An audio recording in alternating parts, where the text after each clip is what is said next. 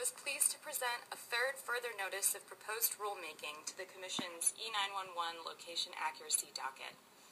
The further notice is divided into two sections. The first section proposes location accuracy requirements for indoor environments, while the second section discusses ways to improve and update the Commission's existing E911 requirements. Today's further notice proposes to require wireless carriers who are subject to the Commission's E911 Phase 2 rules to locate 911 callers indoors in both the horizontal and vertical dimensions. With respect to horizontal location accuracy, the further notice proposes to require carriers to locate 911 callers within 50 meters for 67% of calls within 2 years of the adoption of final rules in this proceeding, and for 80% of calls within 5 years of the adoption of rules. For vertical, or Z-axis, location, the notice proposes to require carriers to locate callers within 3 meters for 67% of calls within 3 years of the adoption of final rules, and for 80% of calls within 5 years of the adoption of final rules in this proceeding. This 3-meter requirement would provide PSAPs with roughly floor-level location. The notice proposes that these requirements would apply nationwide on a per-county or per-PSAP basis. The proposed requirements would be technology neutral, allowing carriers to select the technology or combination of technologies that are most effective to meet these indoor location standards.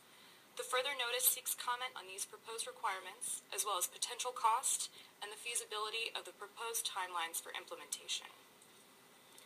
The further notice proposes to allow carriers to demonstrate compliance with the indoor location requirements through an independently administered test bed, modeled on the indoor location test bed administered in December 2012 by the Communications Security, Reliability, and Interoperability Council, also known as CSRIC.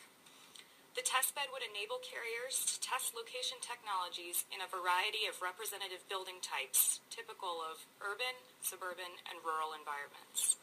A technology that meets location accuracy requirements in the test bed, upon appropriate deployment, would be presumed to comply with the Commission's rules without the need for indoor testing from all locations where the technology is actually deployed.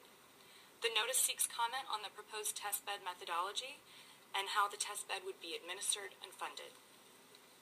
The further notice proposal would also allow carriers to demonstrate compliance through alternative testing methods, provided such methods demonstrate the same level of objectivity and reliability as the test bed, with respect to each of the performance indicators used for measuring compliance. The further notice asks whether carriers should also report E911 call tracking data, whether to require periodic compliance testing, and how the Commission can help facilitate the resolution of PSAP concerns about E911 compliance. The further notice also proposes a mechanism through which PSAPs can seek enforcement of the Commission's E911 rules. In order to take advantage of this, however, the further notice proposes that PSAPs must be making best efforts to obtain all of the location information made available to them through the rebidding or other processes. The further notice highlights that the Commission's long-term goal is to provide PSAPs with dispatchable information for indoor 911 calls. That is, information that not only identifies the building, but also the floor level and room, office, or apartment from which the call originated.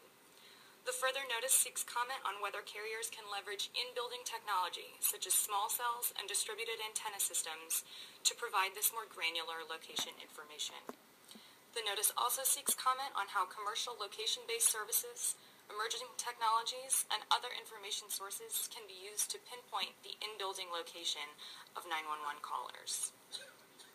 In addition to these proposals focused on indoor location, the further notice also seeks comments on proposals that would improve the accuracy and timeliness of location information for wireless 911 calls generally. For example, to ensure that a location is delivered in a timely manner, the notice asks whether we should establish maximum period for time to first fix in a wireless 911 call. The notice also asks whether carriers should standardize confidence and uncertainty data and provide other information about the type of technology used to deliver the location fix for each 911 call.